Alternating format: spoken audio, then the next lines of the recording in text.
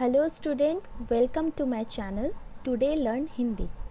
और आज मैं आपके लिए लेके आई हूँ क्लास 10 क्षितिज भाग 2 का पहला पाठ का नाम है सूरदास के पद।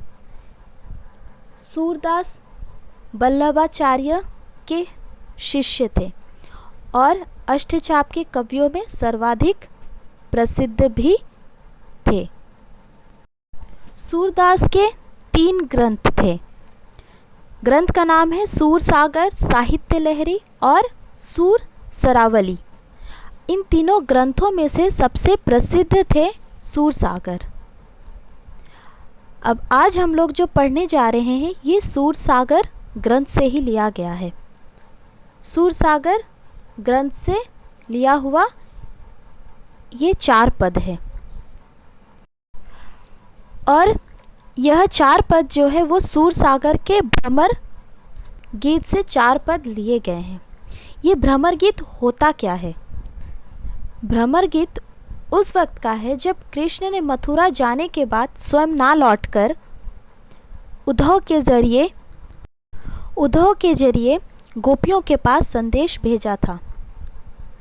अब उद्धव ने निर्गुण ब्रह्म एवं योग का उपदेश देकर गोपियों की विरह वेदना को शांत करने का प्रयास किया। गोपियाँ ज्ञान मार्ग की बजाय प्रेम मार्ग को पसंद करती थी।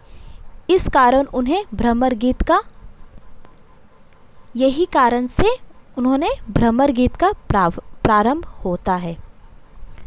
गोपियों ने भ्रमर के बहाने उद्धव पर व्यंग बाण छोड़े। भ्रमर मतलब भौरा। उस वक्त वहीं पे भौरा उड़ रहे थे। तो आइए बच्चों, तो अब हम लोग पढ़ेंगे कि यहाँ पे हम लोग यहाँ पे पढ़ेंगे कि किस तरह से गोपियाँ जो है वो भौरे के द्वारा उद्धव पे व्यंग छिड़ती है। तो इसका पहला पद इस प्रकार है। उद्धव तुम हो अति बड़भागी। बड़भागी मतलब है भाग्यशाली। अपरस रहत स्नेह तगाते नाहिन मन अनुरागी। पुरीन पात रहत जल भीतर तारस देहना दागी। ज्यों जल माह तेल की गागरी बूंद ना ताको लागी। प्रीति नदी में पाँव न बौराए दृष्टि न रो परागी। सूरदास अबला हम भौरी गुर चाटी ज्यों पागी। इस पंक्ति में गोपियाँ उद्धव से व्यंग करती है। कहती है कि तुम बहुत ही भाग्यशाली हो जो कृष्ण के पास रहकर भी उनके प्रेम और स्नेह से वंचित हो। तुम कमल के उस पत्ते के समान हो जो रहता तो जल में है परंतु जल में डूबने से बच जाता है। जिस प्रकार तेल की गगरी को जल में भिगोने पर भी उस पर पानी की एक भी बूंद नहीं रहती, ठीक उसी प्रकार तुम श्री कृष्ण के साथ रहते तो हो, लेकिन रहने के बावजूद तुम कृष्ण रूपी प्रेम में स्नान करने की बात तो दूर, तुम पर तो श्री कृष्ण प्रेम की एक छींट भी नहीं पड़ी।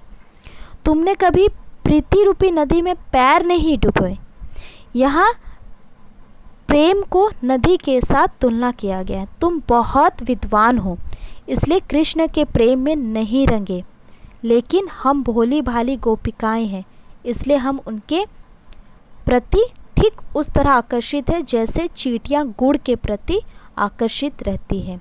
ठीक उसी प्रकार जैसे कि गुड़ के साथ अगर एक बार चींटियाँ चिपक जाती है तो उनसे छूटती नहीं है, ठीक उसी प्रकार गोपियाँ भी हैं। एक बार जो कृष्ण के साथ लग गई अब वो उन्हें नहीं छोड़ पा रही है। तो बच्चों दूसरा पद पढ़ते हैं। मन की मन ही माज रही कहिए जाय कौन पे उधो नाही परत कहीं। अवधि असार आस आवन की तन मन बिथा सही। अब इन जोग संदेशनी सुनी सुनी बिरहिनी बिरह दही। चाहती हूती गुहारी जितही ते उड़ते धार बही। सूरदास अब धीर धरे ही क्यों मर्यादा ना लेही। अब इस पंक्ति में कवि बता रहे हैं कि गोपियाँ उद्धव से कहती है कि उनकी मन की बात मन में ही रह गई। वे कृष्ण से बहुत कुछ कहना चाहती थी लेकिन अब वे नहीं कह पाएगी। वो उद्धव को अपने संदेश देने का उचित पात्र नहीं समझती हैं और कहती है कि उन्हें बातें सिर्फ कृष्ण से ही कहनी है, वो किसी और से जो है संदेश नहीं भेज सकती। वे कहती है कि इतने समय से कृष्ण के लौट कर आने की आशा को हम जो है इतने सब्र रखे थे कि कृष्ण वापस लौट कर आएंगे, लेकिन अब उद्धव आकर हमारे जो सब्र का बाण तोड़ दिए।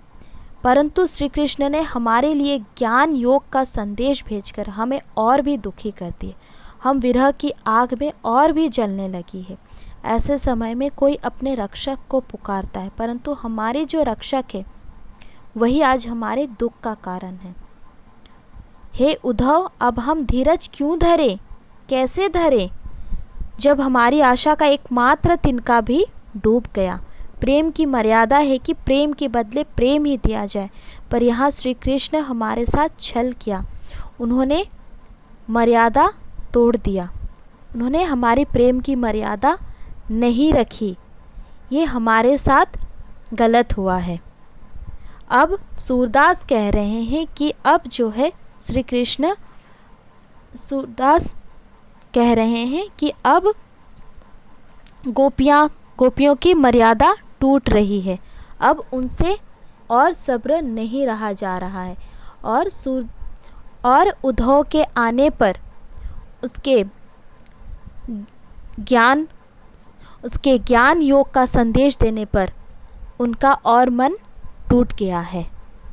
अब वो धीरज नहीं धर पाएंगे। अब उनका एकमात्र जो सहारा था, अब वो भी एकमात्र तिनका सहारा वो भी डूब गया। प्रेम की मर्यादा है कि प्रेम के बदले प्रेम ही दिया जाए, पर श्री कृष्ण ने हमारे साथ छल किया है, उन्होंने मर्यादा का उल्लंघन किया है। तो बच्चों आओ तीसरा पद पढ़ते हैं। हमारे हरी हारिल की लकड़ी। हरी हारिल की लकड़ी मतलब एक हारिल पक्षी है जो हमेशा अपने साथ लकड़ी को पकड़े रखती है। मन क्रम वचन नंद नंदन उर, यह दृढ़ करी पकड़ी, जागत सोवत स्वप्न दिवस, निसी कान्हा कान्हा जकरी। सुनत जोग लागत है ऐसे, ज्यों करुई ककरी, सु तो व्याधि हमको ले आए, देखी सुनी न करी, यह तो सूर तिन्ही ले सौंपो, जिनके मन चकरी। इस पंक्ति में गोपियाँ कहती है कि कृष्ण उनके लिए हारिल की लकड़ी है। जिस तरह हारिल पक्षी हमेशा अपने साथ लकड़ी के टुकड़ों को पकड़ के रखती है, उसी प्रकार गोपियाँ भी कृष्ण को पकड़ के रखी है, वो उन्हें कभी नहीं छोड़ सकती। जिस तरह उन्होंने अपने मन वचन क्रम सब से उन्हें अपना मान लिया है। गोपी कहती है कि वो सोते जागते स्वप्न में दिन में रात में हमेशा कान्हा कान्हा ही जप रही है। उन्हें सोते जागते जो है उन्हीं का वो जप लगा रही है। उन्हें उद्धव का संदेश जो है वो कड़वी ककड़ी के समान लग रही। जिस तरह से ककड़ी कड़वी होने पे बहुत ज़्यादा कड़वा लगता है, उसी प्रकार उद्धव का संदेश गोपियों को कड़वी लग रही है। और गोपियाँ कहती है कि हमें कृष्ण के प्रेम का रोग लग चुका है, अब हम आपके कहने पर योग का रोग नहीं लगा सकती, क्योंकि हमने तो इसके बारे में कभी ना सुना है ना देखा है और ना कभी इसका भोग किया है। आप जो यह योग संदेश लाए हैं वो उन्हें जाकर सौंपे जिनका मन चंचल हो, चूँकि हमारा मन पहले ही कहीं और लग चुका है। अब हम अपने मन को नहीं बदल सकते हैं।